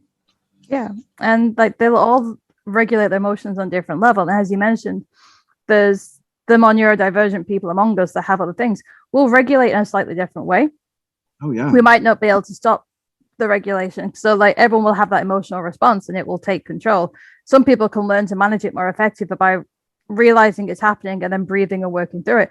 Some of us don't even consciously realize it's happening until it's happened. It's like you take that step back and you're like, I didn't mean to do that. I'm really sorry, because it's worked through it. And it takes a lot of extra stuff. And it's the stuff that you said that helps people work through that. It's the having those regular breaks and those moments to just make sure that you're giving yourself that time and space to just breathe. Because when you're out there, you're like, actually, I was really tense in there and I don't know why. But you've given yourself that time to experience and acknowledge that something that environment was potentially stressful for you. And had you have not had that break, that's just going to stack on top of you. Which is why I find things like the safaris that you mentioned, you know, allowing your dogs to just go and have a break and just sniff for some food, just allow them these little moments where they can just calm down and de-stress and just regulate. It just helps keep everything on a more even keel because their brain's able to like reset. They're able to get into that kind of meditative type of state. So they're not just continually building up on top of each other, being unable to control things. We're getting the brain online faster and easier at little points throughout the day. And it can be so beneficial for them, just like it can be for us. Yeah, and if you're doing it with the dog, like because we're pretty much always doing it with the dog, very rarely do we just go experience life. I'm going to just be 20 feet behind you and observe. We're always directing, controlling, whatever you want to call it, anybody wants to call it. Once we say, I see you're stressed, let's go over here, whatever. Hi, Blue. That automatically gives them rewards and says, somebody's here with me while I'm upset, well, that's endogenous opioids kicking in, and then oxytocin. So it's repairing through the stress, which is what helps build resilience. Yeah. So it's like, yeah, when you're with somebody else, you're getting a lot more fulfillment emotionally than just actually doing it. Doing it is just what's going to make it a better behavior. Like maybe jumping at the leash or jumping on your leash is more rewarding than digging. Maybe it means, hi, Beth. Oh, Lou got attention. Oh, see, now she got attention now, or she got the attention. Now she wants to go for a walk. Of course, we've been. Yeah, we should probably end this relatively soon because you guys. No, that's fine. No, I'm good. They can wait. They can wait. She's off leash anyways. But see, she's off leash and she still wants me to come over. Did enough to get my attention and then walked on. Now she's coming back because she stopped and looked and saw I wasn't coming. And she's like, "Oh, Dad, you liar." Yeah, I have one that's just like, you're on my laptop, so I can't show you.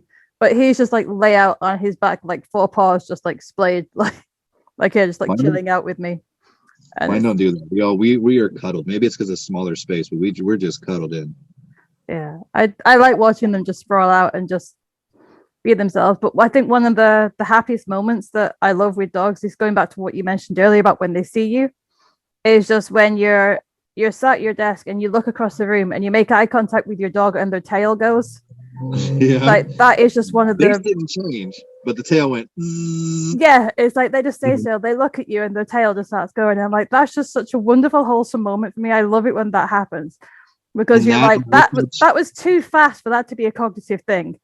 Like that was like we made direct eye contact and that triggers something faster than their brain, like their cognitive brain did. They got that emotional.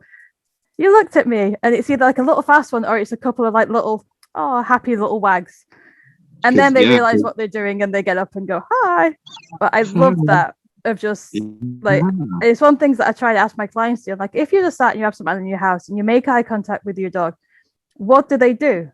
Will they do that absent-minded wag of the tail to go, oh, hi, Mom? Will they freeze? It's like, what is their emotional response when you make eye contact with them? That gives us a really good baseline level as to where their relationship is. It's like, if you're not getting that little kind of tail wag and that little happy burst, it's like, okay, we've got some emotional buildings, we've got some bond building that we need to do with you and your dog because you've not got that connection yet on that subconscious level. Yes. And that, there's always, and I love those questions. I love when people ask, how can I bond with your dog? Or how can they bond with their dog? Because it's like when you go in there, you just point out bonding, and they're like, but that's not what I see. I'm like, yeah, but the dog's already told you, and he's already given you a dozen, and you've ignored every single one. I'm gonna ignore 12 cognitive things that you do to me and see how you feel. I'm gonna purposely, when you ask for something, ignore you or do something completely opposite. We'll see how you start to feel.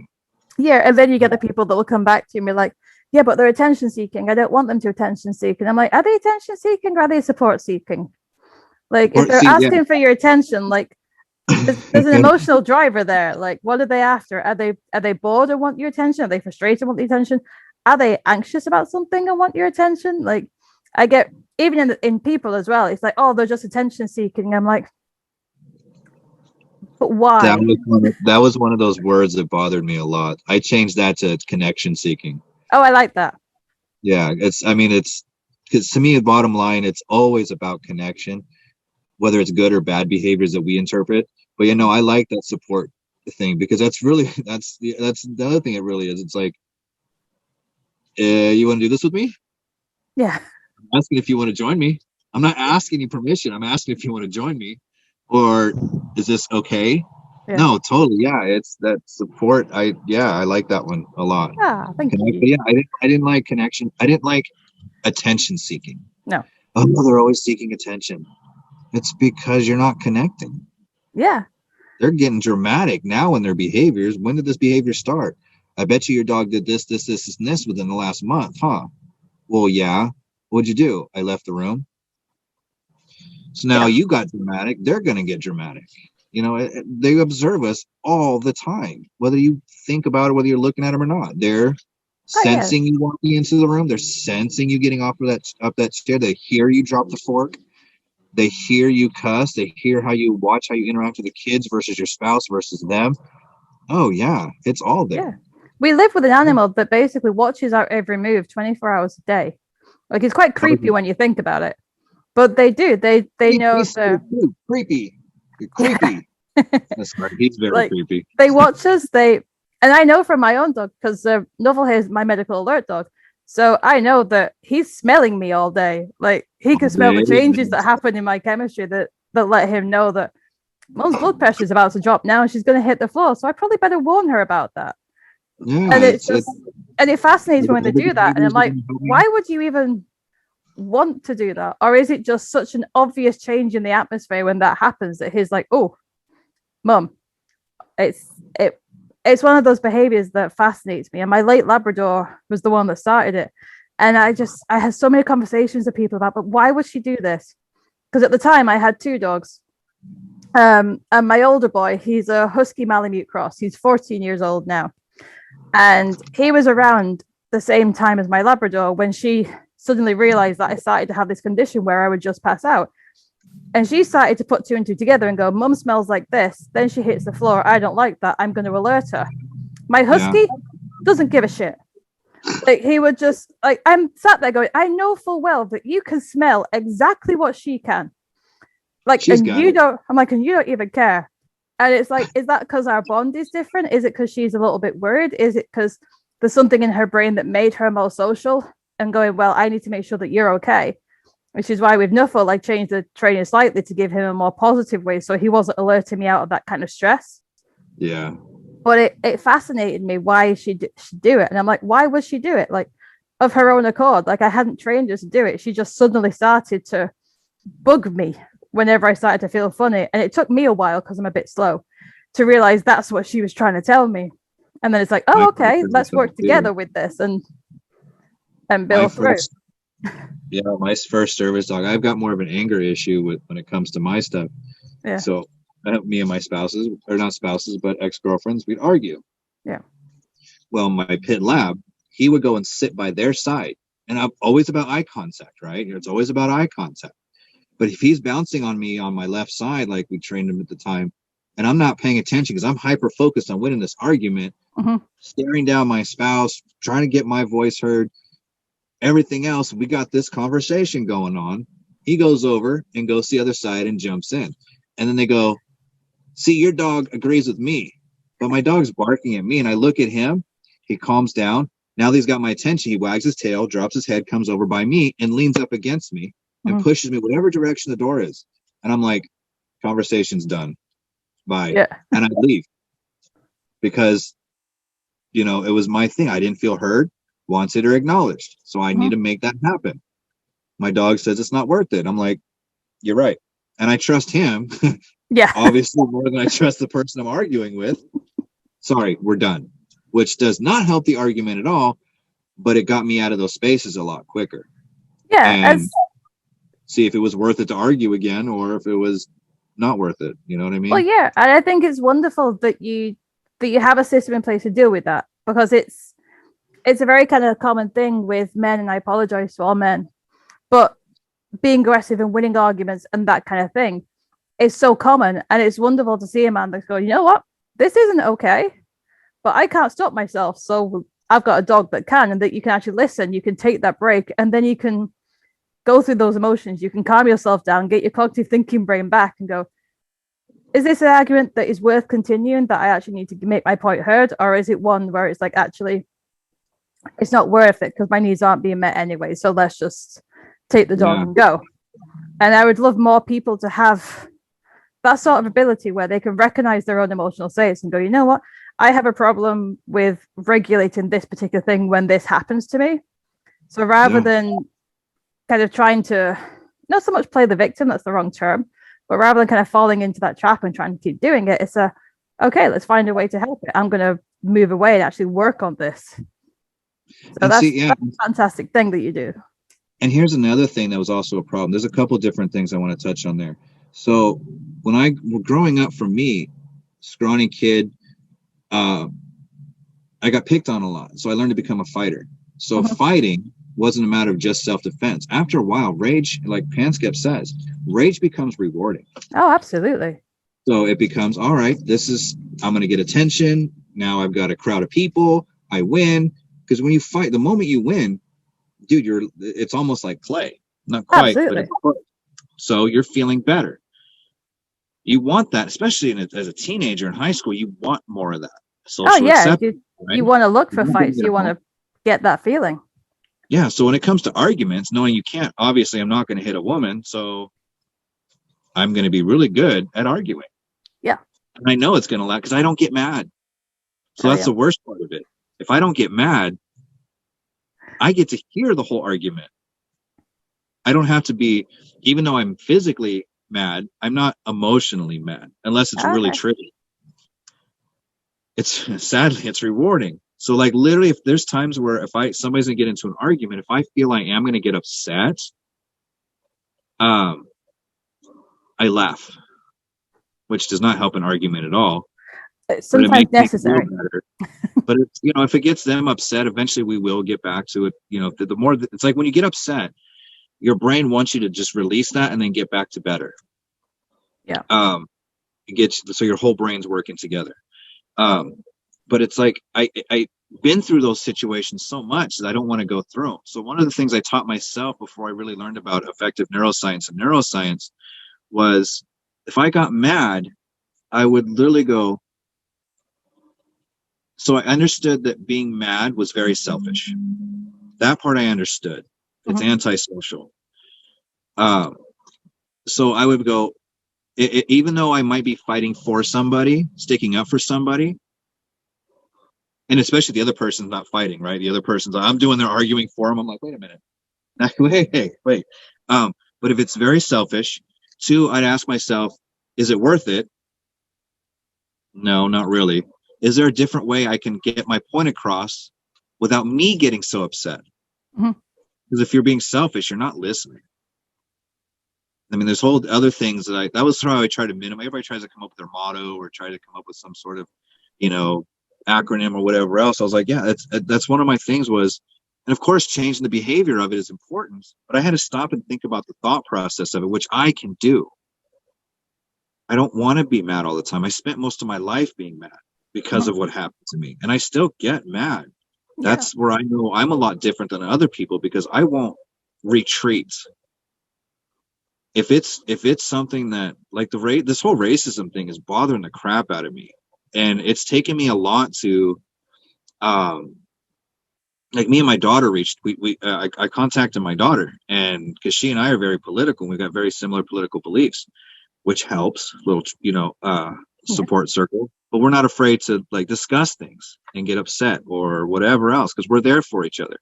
And then she literally goes, Dad, come on over, we'll talk about it. Okay. Just to accept that versus going, no, I just want to stew in this. And I was like, okay, no, you're right.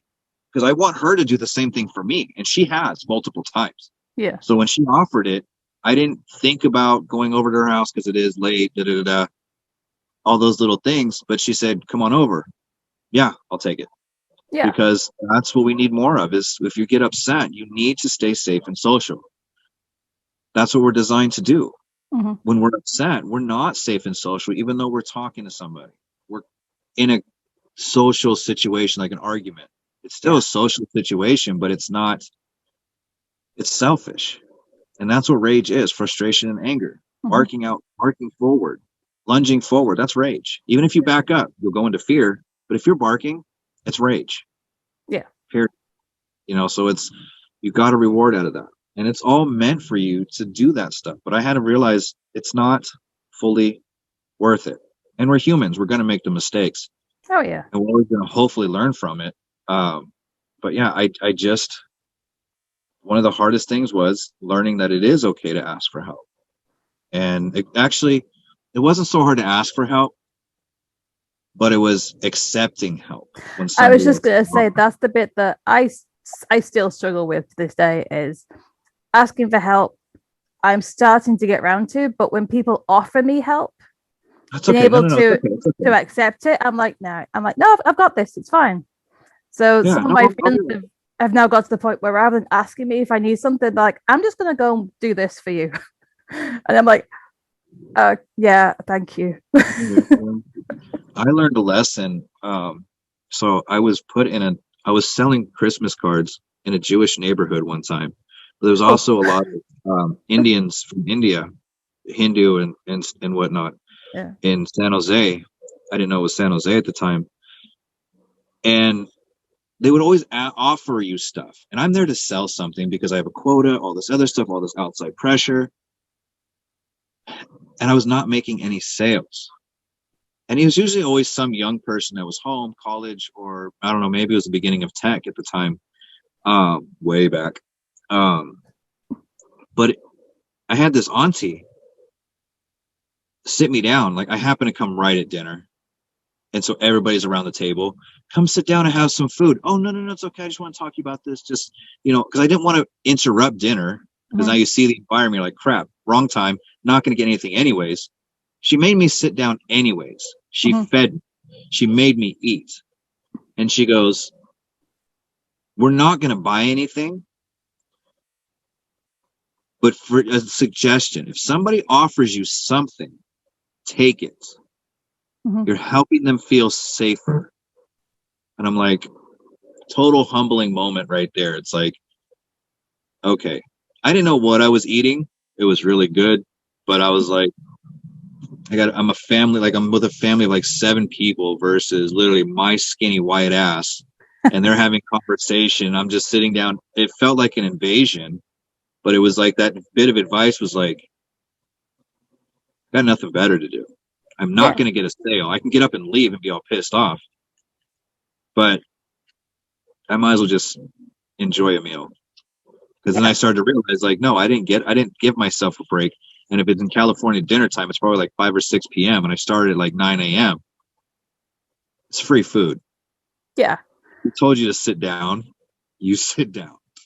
It's like, okay. So I always learned that, yeah, if somebody offers me, like, I get offered beer all the time. And because I'm only going to be with you and your dog for an hour, I'm probably still going to have that beer in my system because I'm not going to chug it and then deal with your dog. I'll Mhm. probably have to miss it. So I usually say no thank you to the beer, but I'll have some water. Yeah. Do you have juice or something? What else? Is there water? Well, I've got other stuff. Oh, okay. It's like, no, I'm not. I can't take that because I got to drive. But do you have something else? Yeah. And that's actually helped so much more because so many people want to help. Yeah.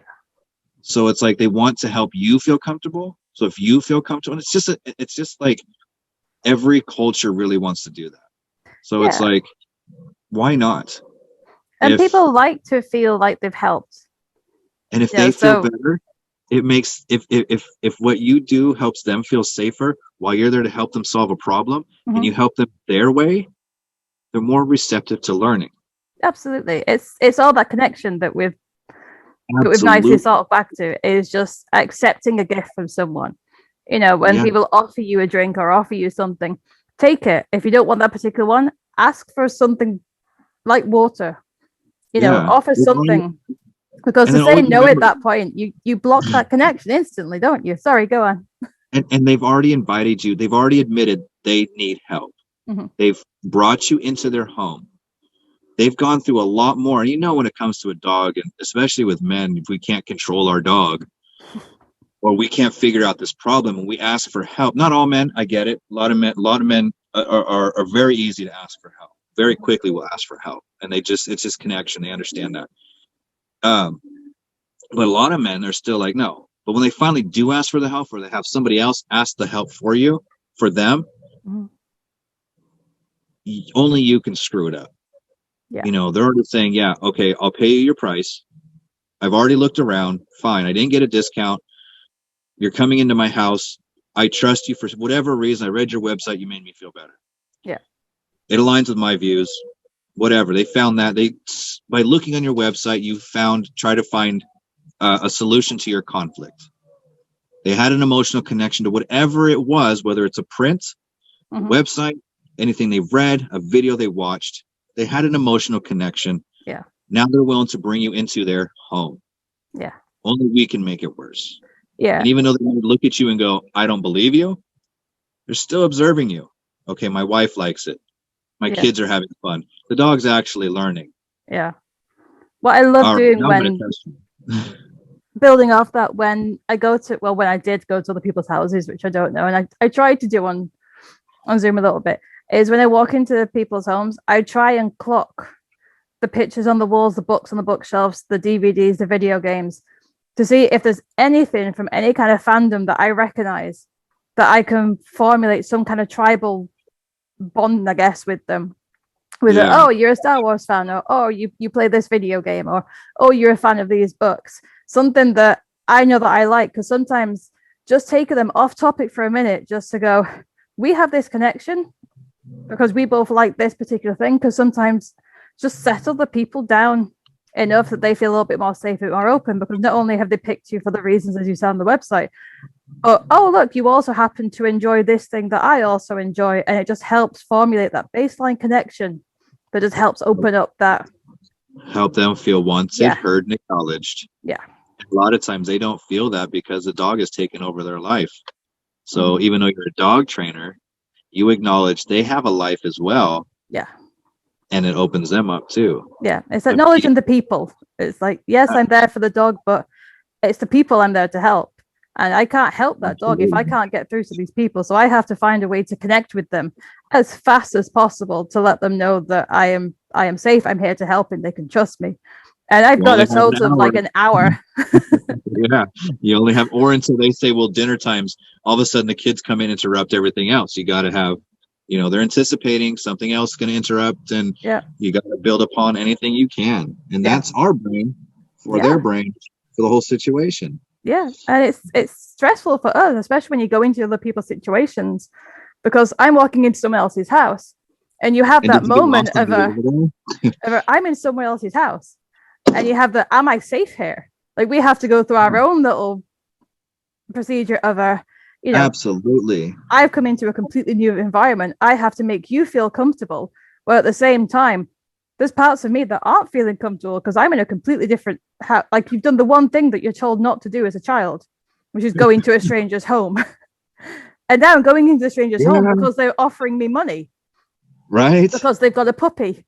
And I'm like, you have all these little red flags that go off subconsciously for everything you've been told not to do as a child. But and it's like, rewarding. Yeah, and I have to help these people feel comfortable in a situation where I'm like, it's a bit of me that wants to make sure that I'm actually safe here and you're not part of a horror movie. And you've got to build that connection so quickly to make them feel safe, to make sure that you feel safe, that you can then build on. And it's all building on from that safety. It's like, once everyone feels safe and calm and settled around each other, you can then make a difference. Always. Absolutely. And that's like, just that type of stuff has always made me stop and think.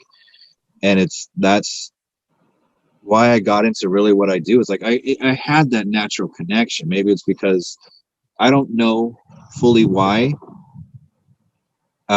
Maybe it's I've always been around people. And I was always living in LA, Los Angeles. I could go almost anywhere I wanted to. You know, I had that opportunity. I got off school, went to my mom's restaurant, did some homework, got some tips, and then just anywhere you go in LA, it's something new. There's always building something new. And plus I'm a cute white kid. That was absolute privilege, because I walked into places finding out later on what they were. I never got kicked out. I'm sitting there, like, when the little magnetic games came out, where like you had this cube and all this like ash or whatever, like magnetic, you build different things out of it. I would sit there for what seemed like hours, and until somebody goes, hey, you got to go. I wasn't arrested. Security didn't come on to me. So I would just go the next block and the next block. And eventually I was like, okay, I feel safe here. I'm going to keep going this way. And the more you start to feel safe, the more you venture out. So eventually I did get to make it to the mall, which of course all kids are supposed to go do that stuff. But then I felt safe enough there that I went to the beach, and I started hanging out at the beach and started seeing the art stuff in Muscle Beach and 3rd Street Promenade, and starts venturing out anything else. Because like, you get the line and you start to spread out around your environment. But like I always tell people, like, when you're with your dog, let them understand their environment. So they want to move forward. Then they always know they come back because it always feels familiar. Yeah. So it's always repeating the safeness. And then you can feel safe enough to venture out. Like Belle, we don't go down the bottom of my mom's hill. So it's all brand new territory. So if I'm not feeling it or my leg hurts, we can't go down the hill and go walk another 3/4 of a mile because I got to walk back up the hill, and I don't want that pain. She doesn't venture out. Blue will venture out some ways. I just have to stop and observe him so he doesn't go to the neighbor's house because the neighbor hates him. Human. So, and everybody's off leash. But they've never gone down to the bottom of my mom's property either, where most of the acreage is at. They want to stay up here where it's familiar and safe. And plus, my mom is the ultimate reward. Like, if they can go inside, hang out with her all day, then yeah, I can do whatever I want to do. Grandma's house. Grandma's house. Always grandma's house.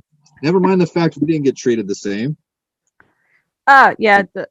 Don't tell me about that.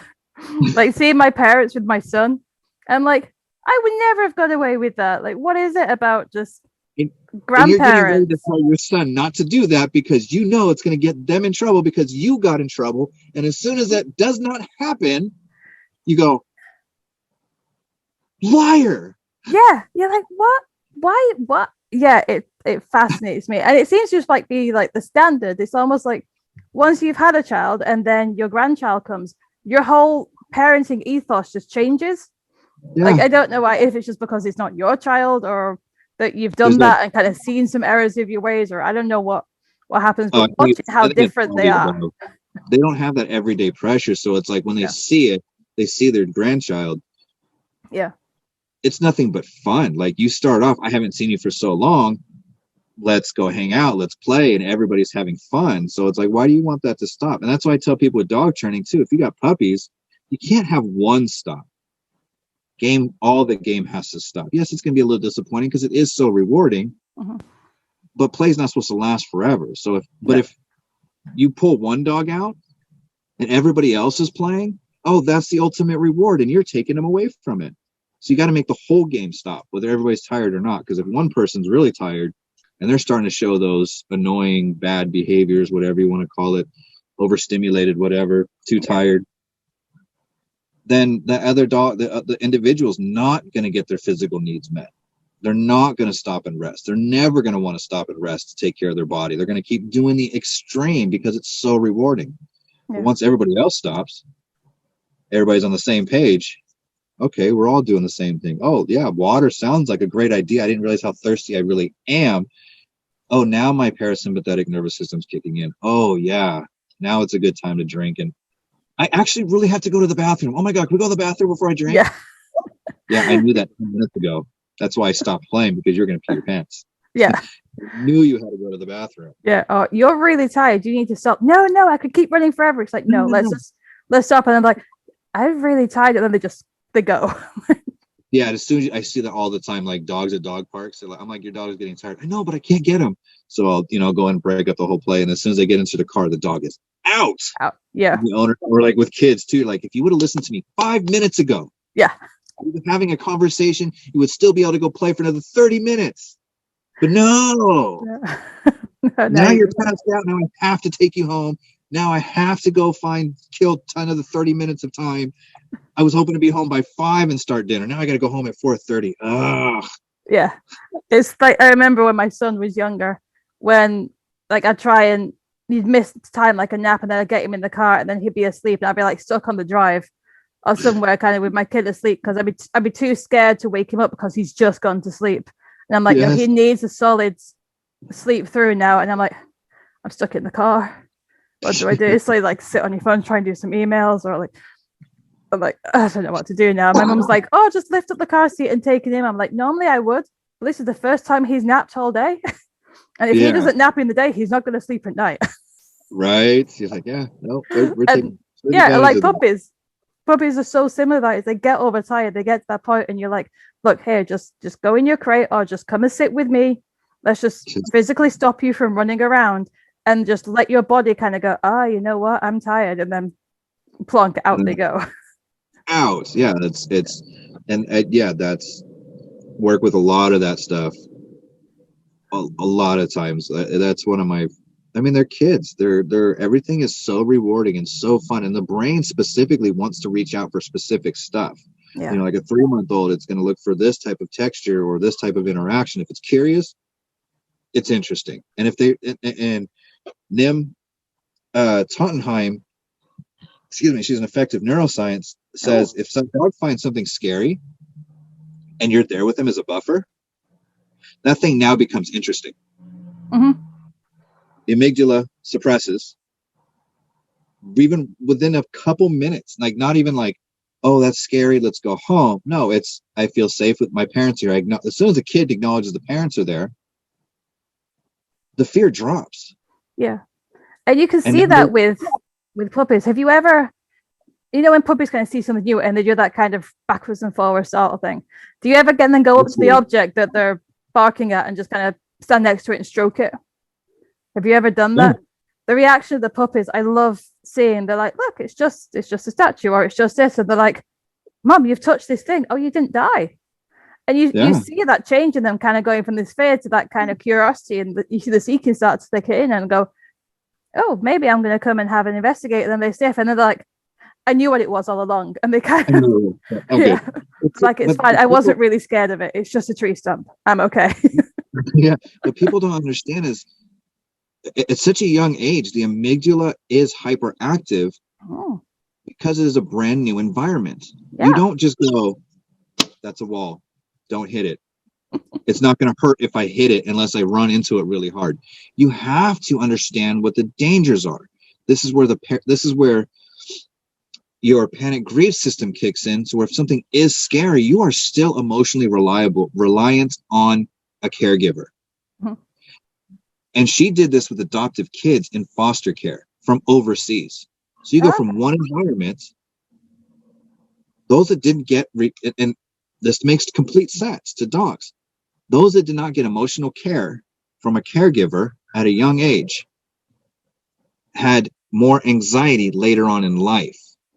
And mind you, this is kids, so you have several years to do this experiment. Mm-hmm. Dogs would have a smaller window. Yeah. So if they didn't get that need met when they found something, like, this is why I have a problem with fear, period. Mm-hmm.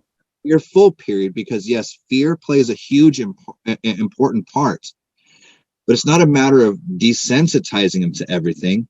The reason why experience works is because you're with them. Mm-hmm. So if they get nervous, you can acknowledge, because they're obviously not looking at you, but you can say, I'm here. You are not their parents to do whatever natural dog bonding thing that body language is normal. Yeah. We vocalize, dogs don't. But they are learning in that moment. You are there. They can get over it faster and they want to go see it.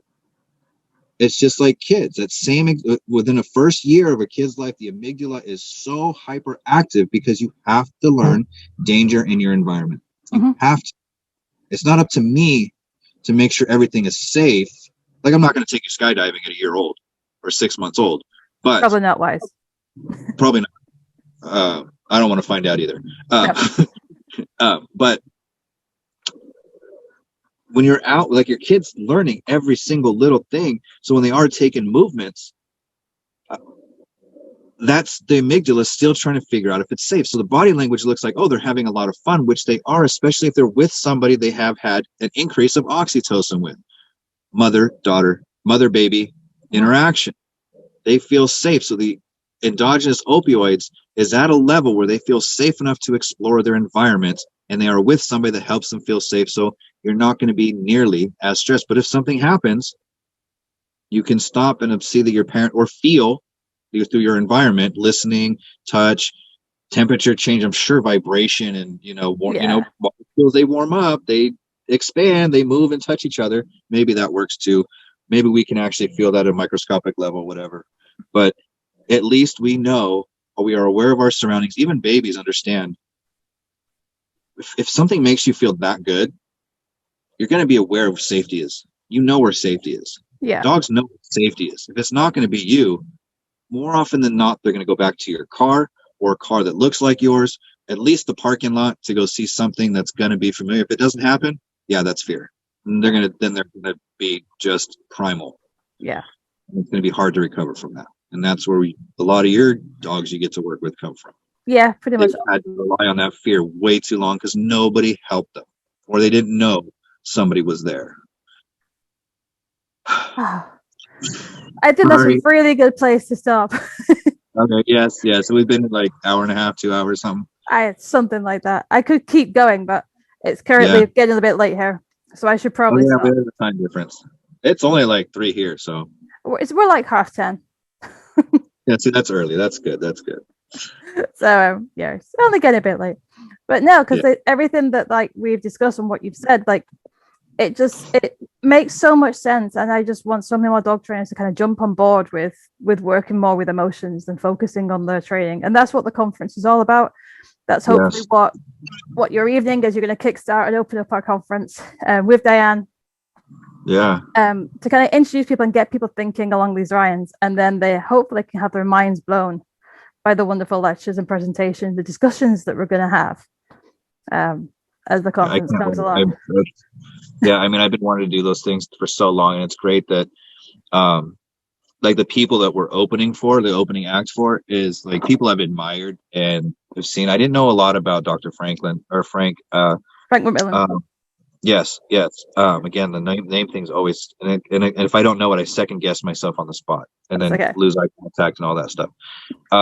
But yeah, it's like that part of it. It's like, yeah, dude, this is like a good place. But you are not gonna make it happen and put something inappropriate if it doesn't work.